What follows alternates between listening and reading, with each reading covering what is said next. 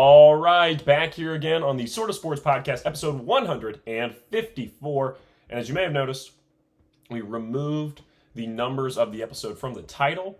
Now, it's still in the description because I do think it's very important, and I really like, just for organization purposes, having the numbers of the episodes in the descriptions, but no longer in the titles of the YouTube videos. Now, granted, on Spotify, it's always been like this. I've never put the episode numbers on Spotify. They're only been on YouTube. And I thought it was a cleaner look. I had a friend of mine be like, that'd probably be, it makes sense up to this point. He's like, I get you really love the numbering. And he's like, but, it's a much cleaner look to just have that in the description or something like that. And it's still going to be in the corner. I'm still going to mention every episode what we're on. But he's like, it also, might be confusing for people. They might think they have to listen to the other 153 episodes. And I'm like, no one would think that. And then I think, well, if no one's ever listened to this, then that would be the case. So I thank the 77 of you or so. I think there's 77 subscribers in the YouTube channel. I don't remember how many Spotify followers I have, but anyone who listens to this, I appreciate it. And so that's the new system. Episodes 100 and everything before that will still have the episode number in front of it on YouTube, but everything past 100, I went in and changed and just put it in the description. So this episode is just the title of the episode. I actually don't even know what to title this yet. Probably something like, we're in for a classic finals, but I've been saying that a lot, so it's like, stoked for these last 3 games, something like that. And then the description will be, it'll say episode 154, and my usual jokes they make in the description, along with the timestamps. For those of you who don't know, we have timestamps in the description. Whenever I talk about multiple things, if it's an episode where I mostly kept it in the pocket, then there's not really timestamps. But this episode, I'm going to talk a little bit at the end about U.S. Open, which I know, wow, I haven't talked about golf since the Masters. Before that, I never talked about golf. So this is a big moment, unless it was the big finish with Quinn on the Big Salad, which that's a deep cut if you're watching the Big Salad. But this episode will have a timestamp for when I start talking about the NBA, because obviously we're 2 minutes in, and I've just kind of been rolling, not talking about the NBA yet. And then as far as U.S. Open, we'll end with that, and then we'll be done. And so as far as movies go, Genevieve really wants to see the new live-action How to Train Your Dragon. So even though I'm not a massive fan of these live-action remakes, pretty against them, just as a concept, I will be in attendance for that. Yeah. And that sounded really mean. If she wants to do that, I will do that for her. But I'm not as stoked as I am for the movie I'll be seeing in 2 weekends, which is F1, which I am absolutely ecstatic about. I think at this point it's my third most anticipated summer movie. It might be second.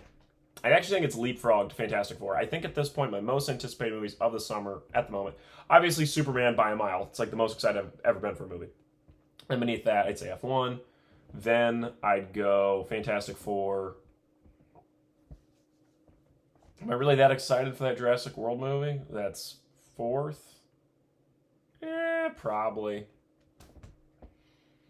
Yeah, I'd say so. And then the other movies are all kind of mixed in, like my level of excitement for them. I'm trying to think, what am I seeing? Is there anything else I'm seeing in August? If that Naked Gun reboot with Liam Neeson gets some good buzz, I'll go see it. I just expected it to be bad. I think most people did too. And if it gets good buzz, I'll happily show up for a comedy movie. We need more comedy movies in theaters. I need to see Friendship. I know that. Oh, and The Materialists. I'm excited for that. It doesn't crack those top 4. Those are the big 4, which I know. It was interesting. I put out that clip from, I think it was last episode or 2 episodes ago, when I was talking about, I get we want more original films, and I do too, but we shouldn't dismiss all these franchise films, because some of them are doing some interesting things. I think Superman is really going to be a quality film in its own right, regardless of the fact it's not technically a wholly original idea. And I hope no one misinterpreted that as me saying a franchise film is just as good as an original film, because that's not what I'm saying. I'm saying, we can kind of have our cake and eat it too. And what I mean by that is we can do franchise films and we can do wholly original films. I'm not saying we shouldn't do it. I don't know why I'm giving this disclaimer. If you listened to this, you definitely knew what I meant. I just thought it was interesting. I figured some people misinterpret it, but in the same sense, one could argue it was excellent engagement farming, which I think is why I'm addressing it, because I really don't mean to ever engagement farm. It's not really a goal of mine. to attempt to upset people or confuse them on purpose in order to get them to promote my video. That's just not my style. So I think that's why I'm giving a bit of this disclaimer. Is there anything? I've heard like no buzz about that Karate Kid Legends movie. I'm feeling pretty good about that being my pick for the draft when I picked it as the bomb. Let me check. It's like, is it how much money? Oh, so 44 million is what it brought in. Oh, 90 million globally. I don't think it's going to be a bomb. I mean, no one ever, there's not very many good reviews, but that doesn't seem to matter. I'm really happy. I'm really excited to see the materialists because all I have seen is the poster. Like, I know it's A24, and I know it's some sort of like rom-com with Dakota Johnson, Chris Evans, and Pedro Pascal. And that's it. Like, I purposely avoided all the trailers. I thought, this sounds interesting. I'm in. If there's bad buzz, I'll wait for it for, when it comes out on DVD or streaming.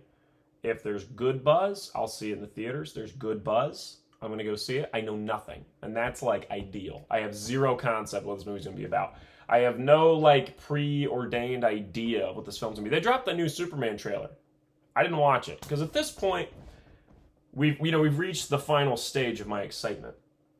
Where it starts off, and I am stoked about Superman, right? I cut a whole, like, hour-long pod about the first trailer. Then we get to the point where I'm kind of worried.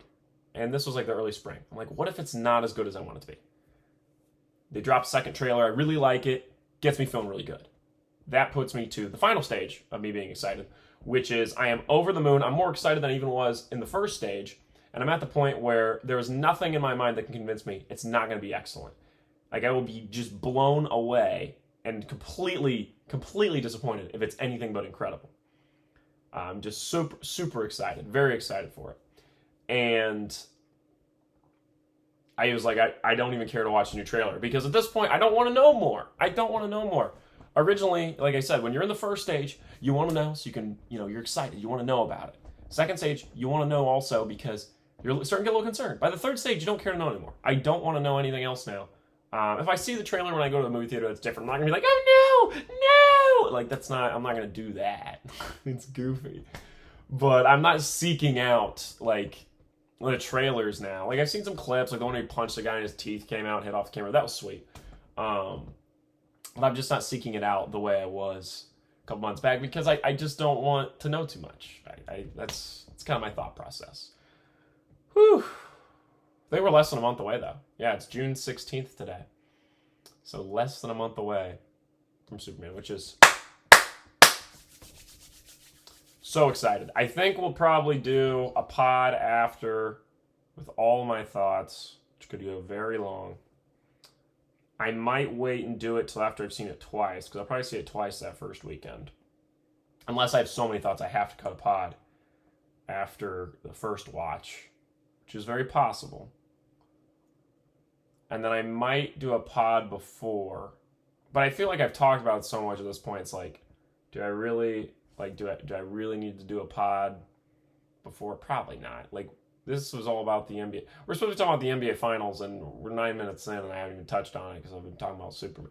You know what? Perfect segue. Let's move into the NBA. It's tied 2-2, folks. We've got the scenario that I talked about weeks ago when I said if the Pacers took Game 1, we could basically end up with the 2-2 series going back to Oklahoma City for Game 5. We are guaranteed at least 6 games this series now. I still think it's going to go 7. I still have the Pacers in 7. I am not moved by that Thunder win in Game 4. I must give the Thunder credit, though.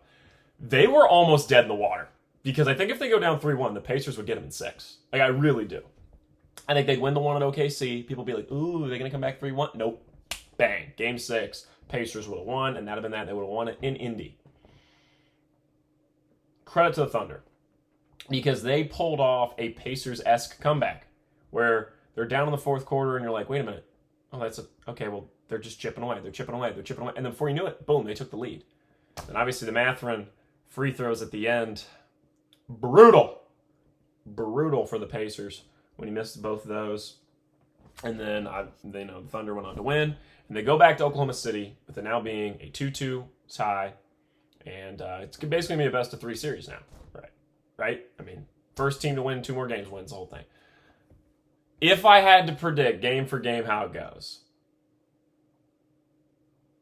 I think the obvious choice would be to say Thunder win game 5, Pacers win game 6, and then if I think the Pacers are going to win the finals, which I do, Pacers in game 7. I think most people are going to say Thunder game 5, Pacers game 6, and then whoever they think is going to win the series wins game 7. I actually think the Pacers are going to win when they go back to Oklahoma City and then lose back in Indianapolis, setting up the game 7. I don't know why. I just feel like the momentum right now is just kind of even in my mind. And I see the Pacers hopping on that as soon as they go back to OKC. And then they're a little more relaxed going into game 6. They have a cushion, and the Thunder take advantage and win that. And then we go to game 7. That's just the way I see it. Now, granted, this is a really specific prediction. But I did predict the Pacers that if they won game 1, we would be in this position with a 2-2 series. So I'm feeling pretty confident about my predictions at the moment. And so that's what I think is going to happen. I think the Pacers are going to walk in to OKC pissed off by that loss in game 4. Bang. Win tonight. And, that's what I think is going to happen. Because then everybody's like, oh my gosh, Pacers are going to win their first NBA title in Indianapolis. This is awesome. The Thunder are like, nope, they're not. Boom. We're going back to OKC for game 7. That's what I want to see. And the thing is, when it comes to a game 7, one could argue the Thunder are the obvious choice because they're the better team, or at least should be. They won 68 games. But my thought is the Pacers are like a team I would never want to play in a game 7. Never. And the Pacers haven't been in a 7-game series yet. Thunder have. So that's an interesting point. And the Thunder got it done. And they played the Nuggets. But this Pacers team, sometimes you're just a team of destiny, right? And that's how I feel about this Pacers team. And that's why I think they're going to win the 7. And I'm just... here's what I'm going to say. I don't think this will happen, but we have to discuss it. We're moving into, with how crazy this series has been, what if we get the first ever NBA Finals Game 7 to end on a buzzer beater?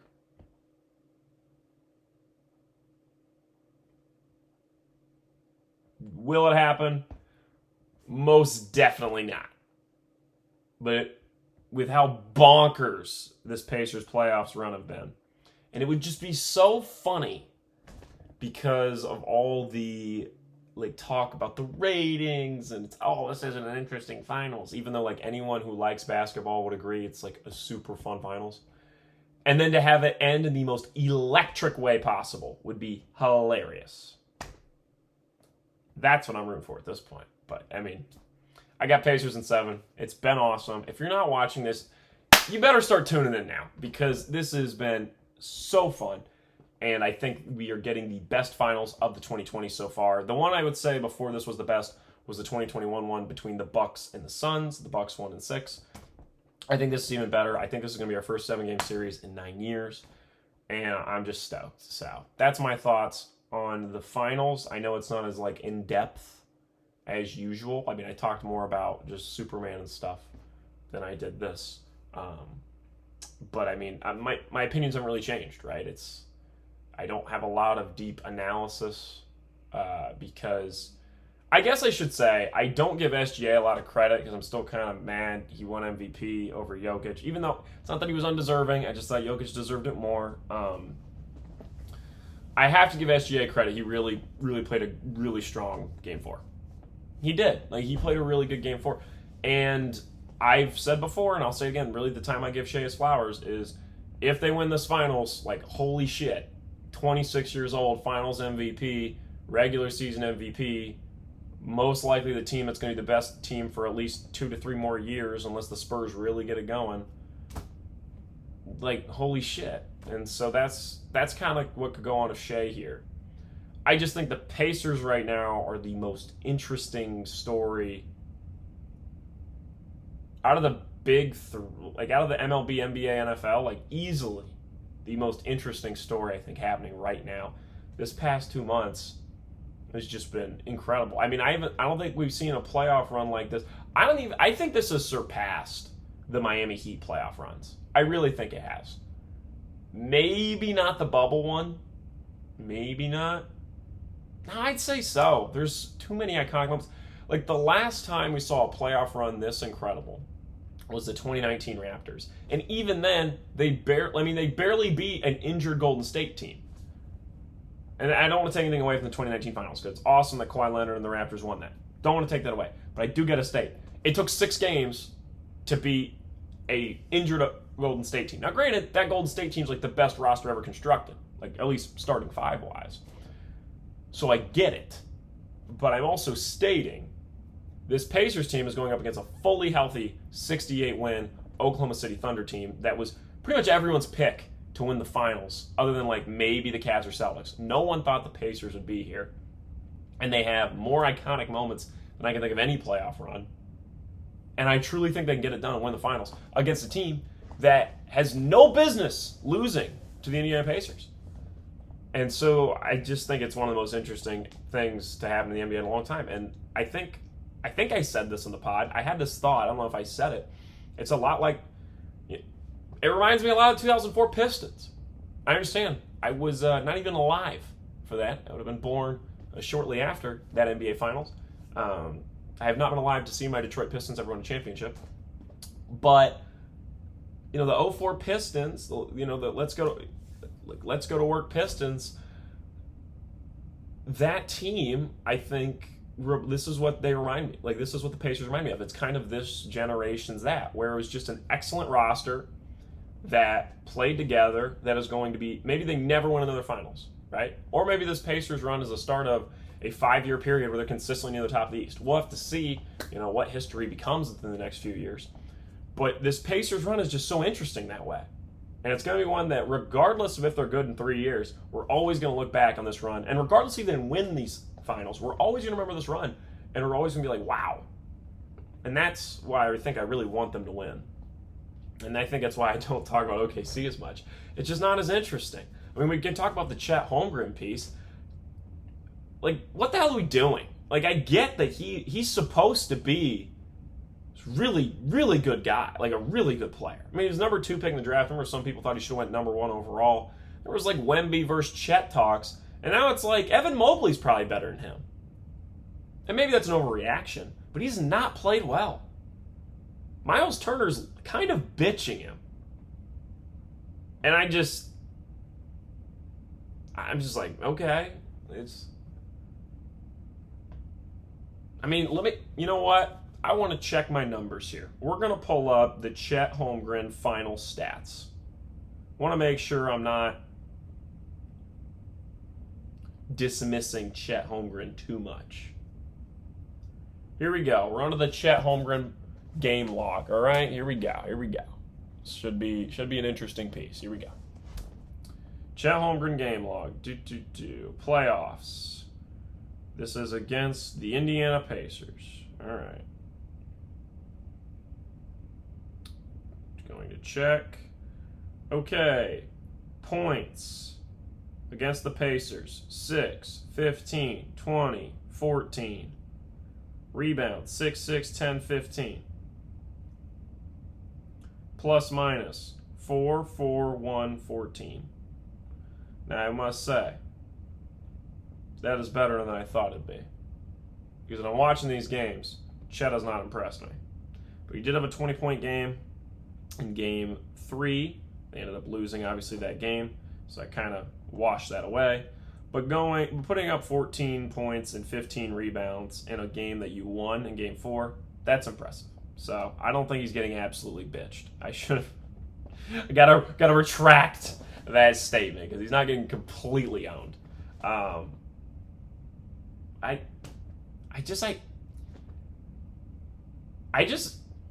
get they're a 68-win team. I just feel like they should be better than this. Like, Lou Dort is a first-team all-defense guy. I just saw on ESPN today, Windhorst said some players believe Jalen Williams could have a Scottie Pippen-style career. Chet Holmgren was like hyped up to potentially be a guy who could lead his own team, not be the third best player on a finals team. I'm just like, some of these guys, I mean, granted, Jalen Williams, I think he's having a much better career than most people would have expected from him. And I get that. Same with Shai Gilgeous-Alexander. So I shouldn't completely dismiss that. But I'm just saying, for as much hype as there was going into this finals, like, people were saying the Thunder were going to win in 5 games. Some people were saying they're going to sweep the Pacers. And now we're in a 2-2 tie going back to OKC. And I think it's truly anybody's game. I think that's why I'm not talking about the Thunder as much, is because I'm just kind of like, what is going on here? Is this a situation where the Pacers are just so monumentally better than everyone thought they were? Or the Thunder not playing as well as they should be? And I think it's both. I really do. I think that's what's happening here. As if the Thunder are not playing as well as we all thought they would. And in the reverse, the Pacers are playing much better than we thought they would. I think that's how we're getting this finals, and I think it's been awesome to watch, but that is why I just don't talk about the Thunder as much. It's because I just kind of don't get it. I just don't get it. And I guess I think to myself, when the Spurs, I shouldn't say when, I should say if. If Dylan Harper gets drafted to the Spurs, which, keep in mind, very excited to do the mock draft very shortly. I mean, that were probably, like, what? I mean, the NBA draft's a week and a half away. So that'll be fun. If the Spurs get Dylan Harper, which they most likely will, if they don't trade the pick, they're getting Dylan Harper. If Dylan Harper goes Spurs and is like an all-star level player, how long till the Spurs can compete? Compete with this Thunder team. Because I used to think it would take a little bit more time, but based off what we've seen from the Thunder, I'm like, maybe they're not as good as we all thought. And we'll see. Because I could say this, and they dominate Game 5 and dominate Game 6, and then we're talking about how this team is going to be the best team for the next 3 to 4 years. And that this might be a little dynasty where they win 2-3 titles. Everything could shift. Even tonight. Tonight when they play. Everything could shift. So I guess I should watch myself. And it's just been interesting. It's interesting.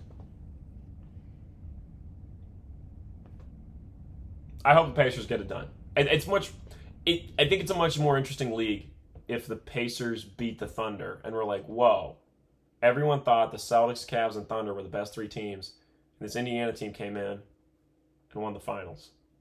What is different about the playoffs? What did Indiana do to do this? And I think teams are going to, right now if I'm the Cavs, I'm trading Darius Garland. If I'm the Hawks and I feel like trading Trae Young, I don't think they will, but if they wanted to, this is the time to do it, because this offseason, whoever wins the finals, teams are going to try to emulate, right? Cavs tried to emulate the Celtics to some degree, not like 1-to-1, but to some degree, with the style of which shoot a ton of threes and stuff like that. A lot of depth. Teams are going to look at the Pacers if they win this finals and say, where's our Halliburton? Where's our guy who, he doesn't need to score 30 points. He just runs the whole offense himself. This Steve Nash Suns style that the Pacers have with Halliburton. And I think there's probably a team out there that believes Darius Garland is that guy. And I think, Bill Simmons talked about on his pod, Brooklyn Nets could be that team that look at Darius Garland and say, let's give up a lot for him. We're going to put him in this team within a year or two. We're going to, just get a bunch of solid guys, and Garland can elevate them. He can put up like 20 a game, and, we could be something here. I think it's interesting if more teams want to build themselves like that. I'd rather have teams do that than just shoot a shitload of threes. That's a much more interesting league to me. Will it work? Probably not, because usually when teams try to copy each other's style, it just doesn't work because, Darius Garland isn't Tyrese Halliburton. I think Halliburton's better. I don't think anyone would question me on that. I think Halliburton's better than Trae Young. But if I'm the Hawks, I'm kind of like, could we do this? Like, what do we need to do to be the Pacers? If I'm the Hawks, it's not thinking. But part of it is, too, you don't have Rick Carlisle. I think Rick Carlisle is doing a lot for this Pacers team. He truly is. And so I think that also factors in. But okay, let's talk about the Desmond Bane trade. Wow. 4 first-round picks for Desmond Bane. I want to run this down for you in case you are unaware of what happened yesterday. and where Desmond Bain, 26-year-old for the Memphis Grizzlies, was traded to the Orlando Magic. Now, here's the trade. The Orlando Magic received Desmond Bain. Nothing else, just Desmond Bain. The Grizzlies receive Kentavious Caldwell-Pope, Cole Anthony, the number 16 pick in this year's draft, a 2028 first from the Magic, a 2029 first-round pick swap between the two, a 2030 first-round pick from the Magic, and the number 16 pick in this year's NBA draft. Oh, sorry, I already said that. My bad. The number 16 pick in this year's draft, 2028 first-round pick, 2029 first-round pick swap, 2030 first-round pick, and then a 2026 first-round pick from Phoenix, which could be huge because the Suns could suck next year. There's a decent amount of people that like this trade. I think it's not good. I think it's kind of I'm not going to say it's not good. I think it's awful. I don't get it. What am I missing here? I think Desmond Bain is good. I think the Magic completely overpaid. 4 first-round picks for Desmond Bain. Here's the thing. If you said to me, Desmond Bain just got dealt from the Grizzlies. They got KCP, who hasn't been as good as he has been in the past. He was not as good in Orlando. KCP, Cole Anthony, and 1 first-round pick. I'd be like, really? Only 1? I'd be like, okay. Like, maybe they could have gotten 2 out of that. You say 4? 4? This is insane. This is insane. You're basically saying, given that Rudy Gobert was traded for 3 first-round picks in the past, he's better than Rudy Gobert. And he is not. Not that, he's better than offensively by a mile. But, I'm saying, overall as a player, I would take Rudy Gobert over Desmond Bain. I see, some people are saying that this makes sense for the Magic, this improves them, this is them taking a swing. Does this make them one of the best teams in the East? I guess, here's what you're doing. Because I'm trying to figure out why the hell you would do this. You are completely banking on the idea that Paolo Banchero is going to be Giannis. Or at least a all-NBA first-team caliber player. That is what you're banking on. You are banking that Paolo Banchero becomes a top 10 player in this league and becomes a first-team all-NBA player. And we have to keep in mind, Paolo's like 21, 22. He's very, very young. He'll be entering his 4th season next year. And you're banking on the idea that your roster will look like Paolo's your guy, Franz is his running mate, Desmond's your 3rd best player, and then Suggs is rounding it out as 4th, and you get like Wendell Carter Jr. and Anthony Black along with them. That's what you're looking at to be your core. And I think I get that vision. But if Paolo is not that level of player within 2 years, yikes. Because now it's going to be really hard to get better without those 4 first-round picks. Especially losing this year's pick and that Phoenix pick. That hurts. Because if you're not a top 4 to 5 seed in the East next year, because you're not going to get better. Like, the only way you're going to get better is the guys you have developing. You've essentially locked off and said, these are our guys.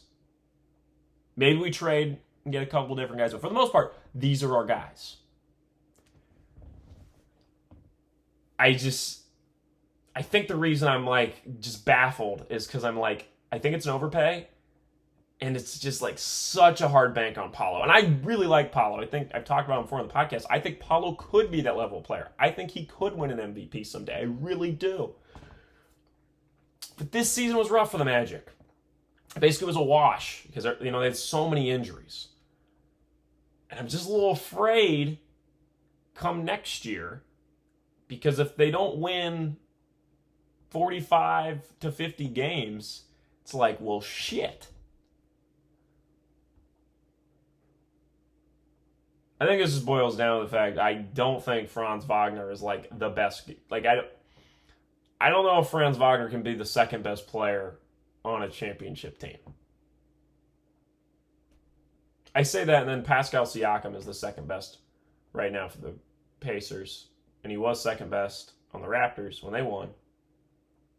So maybe I should, shut up because that's is Wagner almost as good as Siakam? Probably, maybe, right? I don't think it's crazy. Maybe. I just think it's dangerous. I think that's my take. Is I'm just like it. Oh, that's a dangerous one. Not a big fan. Could it work out? Yes, it could. And I also think right now in the East, it's kind of an arms race because there's not really a clear team I think people think are going to be at the top next year, especially with Tatum out. So everybody's like, hey, let's make some moves. I just think of it like this. If my Detroit Pistons got Desmond Bane and we traded 4 first-round picks, I would be pissed. Pissed. Because Desmond Bane is good, but he is not worth that. So the Magic are overpaying in belief this is going to make them a contender. And if they're not, oh shit. That's basically what it boils down to. Let's hope the Pistons don't make some stupid move. I don't think we will. I think we know what we're doing. But it is going to be interesting to see next year what's going on in the East.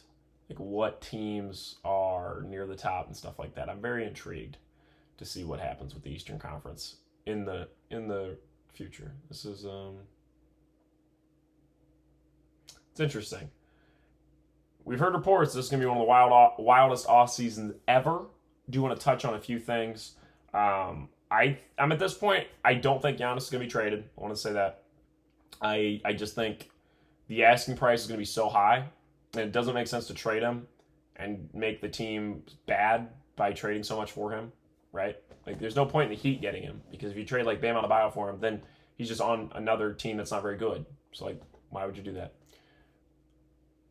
I think when you're the Spurs, you go, yeah, that'd be awesome, but it's cheaper to go trade for KD, and we still get to keep the 2 pick and draft Dylan Harper. Whereas if you're trading for Giannis, you're giving that up, and I don't think they want to do that. And then for the Rockets, that's the only one I could see that has enough to trade for Giannis. But then you're thinking, like, how is that even going to work in a few years of money? Like, in a few years, you're just back in the boat the Bucks are in, probably. Maybe you're a little better off, but for the most part, like, money-wise, it's going to be hard to keep all the pieces together you have. Plus, does he really even fit what you want to do in Houston? You kind of got to rework your offense. So, like, I just don't see that. I think he'll just stay in Milwaukee, which sucks a little bit for him because that team's not very good. And, we're going to have another year where the second best player in the NBA is just kind of putting up crazy bonkers numbers for shits and gigs. And, like, I get that, but in the same sense, it's kind of cool that he's only ever played for one team. And that's pretty special. So, I don't think Giannis is going to be dealt. I think KD is going to be who the Spurs go after. It's much cheaper than trading for Giannis. You don't have to give up as much. It's probably like Keldon Johnson, Vassell, maybe like a first or 2 because he's 37. So it's like,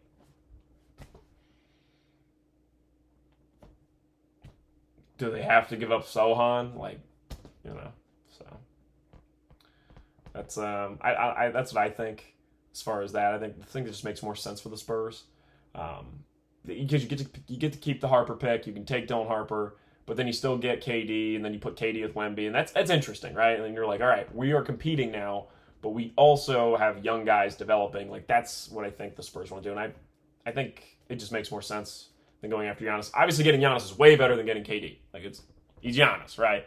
But I just think it's cheaper and it's less risky to just go after KD, and long term might pay off because then you have Dylan Harper and Wemby, which could maybe be, a really great combo. So, as far as Jaylen Brown goes, that's the wild card. I don't know what's going to happen there. I do think if the Celtics trade him, the only team I can see getting him is the Rockets. I think they have enough to give up to get him. Maybe it's like Jabari Smith, Tari Eason, some picks, maybe Cam Whitmore, something like that, right? And the Celtics, the Celtics have to decide, are we going to gut all our depth and run Brown and Tatum, or are we going to get rid of Brown and keep a bunch of young guys? And we'll get a bunch of young guys for him and, build a bit of a new roster. And I think that's more interesting, and I think that makes a little more sense. I think it's probably what they will do. Maybe I'm wrong, though. I just think that's what'll go on. And I will say the one team I could see going for Giannis that it does make sense for is if the New York Knicks give up like Bridges, Karl Anthony Towns, and if they have picks to trade. I mean, they probably have to trade some picks too. That's the one.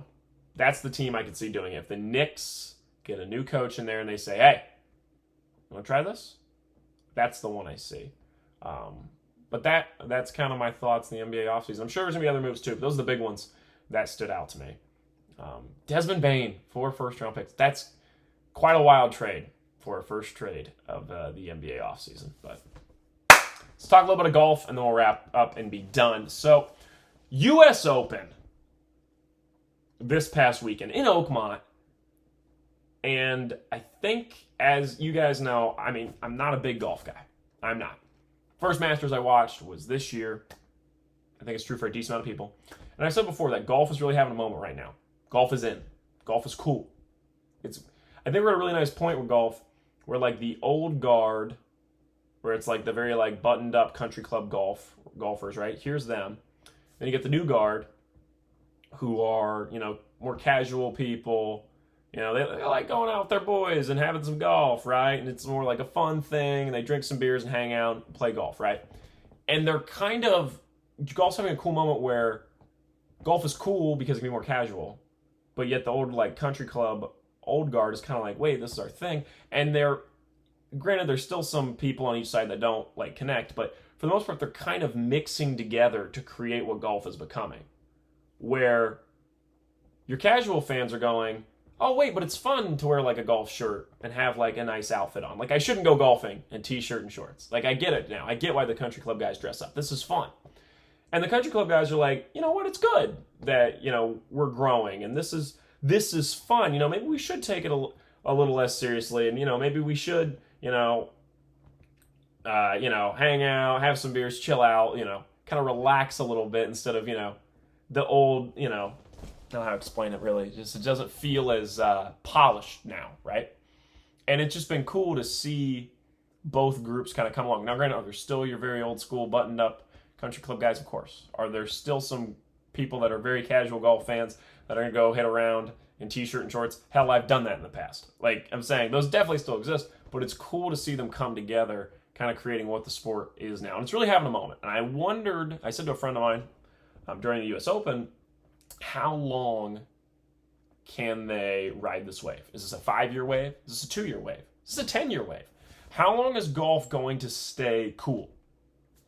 Or is this the new normal, right?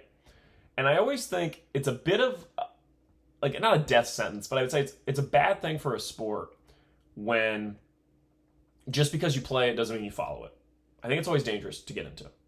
Granted, there's always going to be that. There's definitely some guys who play high school football that barely follow college and NFL, but it's probably a small percentage.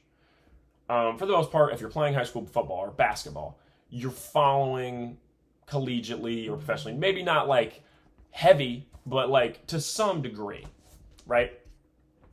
And I think about golf for the longest time. I felt like was like that, where a decent amount of the guys I knew who did play golf, would go out and golf. Yeah, they knew Tiger Woods, but maybe they watched the Masters a little bit with their dad, but it's really not. That's just the way it was. Like late 2010s, the guys I knew that liked golf, and it was just kind of like, oh, you do golf like a little bit, kind of like I would say like bowling is, where it's like, oh, you do that? Okay, I mean, I like to bowl. Actually, I think bowling was more casual. I think bowling was actually a little more like, oh, cool, you bowl, that's fun. And golf was just like, it just wasn't really, in. And I think it's a really good sign for golf now that a lot of people, like the casual person, knows who Scotty Scheffler is, knows who Rory McIlroy is, and knows who Bryson DeChambeau is. Those are the big three. I think some people obviously know Brooks Koepka, maybe some people know Jordan Spieth, maybe Dustin Johnson, Justin Rose potentially. Like some of those guys, Xander, I would say, some of those people, John Rahm, right? Some of those people, the casual audience might know. For the most part, the big three, Scheffler, DeChambeau, McIlroy.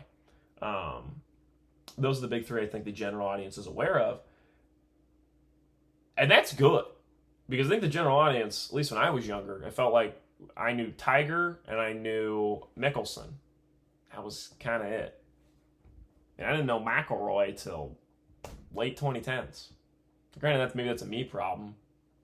But I mean, I was not on the pulse of golf at all. And I didn't know who one of the top guys was.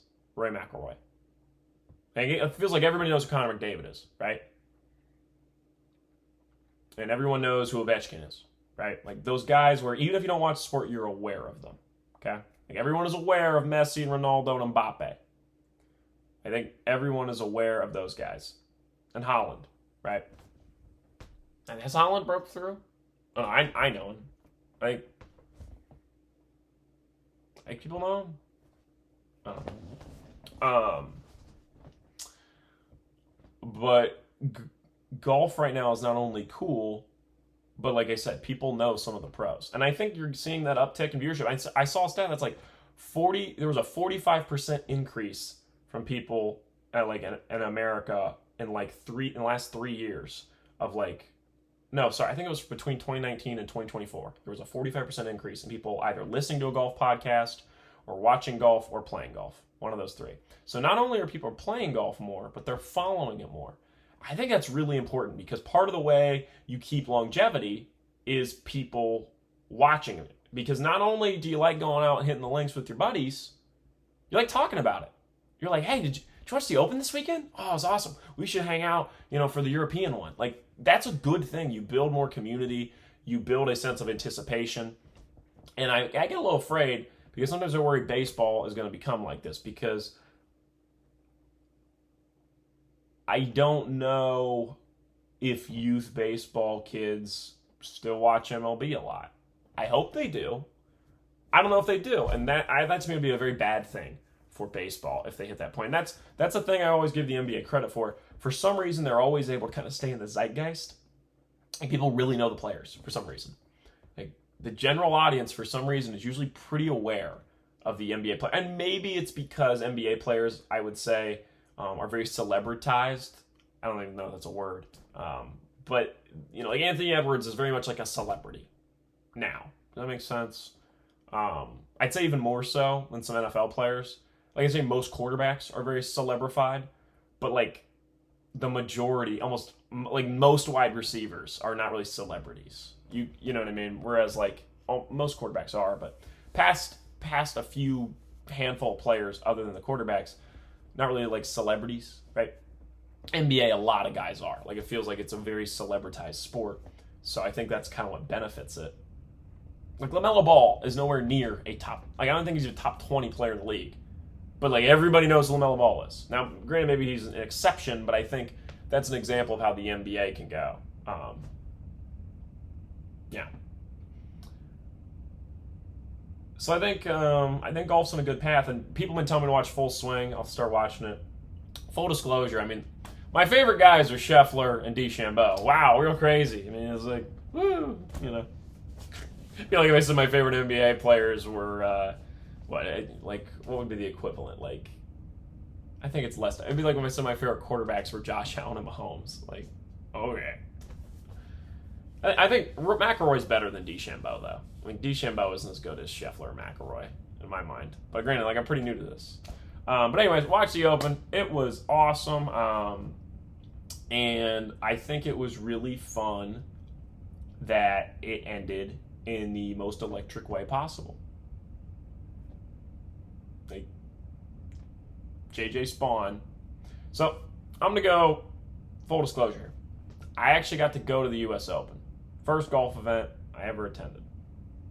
And first day goes by, I'm talking to my friends, I'm like, hey, what's up with this JJ Spawn guy? Because I don't really follow golf heavily. And I was like, is he going to win this thing? And they're like, dude, like, this guy's like, he's just kind of like, whatever. Like, this is like, if this was NBA, he'd be like a role player. Like, this is nothing, like, he's not going to win. He just had a good day. And he's like, and also the guy who leads after day one, usually doesn't win. Like, this is just weird. Okay. And then here we go, day 4. He's still there. Like, he's still near the top. And my friend placed a bet on guys to win. He bet on 3. He had like some sort of bonus bet where it was like, bet 3 different guys to win, whatever. He bet 3 out of the guys who were in the top 4. The one he left out, JJ Spawn. He's like, JJ Spawn's not going to win this. Like, he's just not. I was like, okay. Didn't know really anything about him. Other than the fact that, it was really not that good. Or at least that's what they were saying. And then he won the whole thing. And I was there watching him hit that 64-foot putt. And I'm standing there with a friend of mine, and I'm like, dude, like, what if he just sank this just to win it?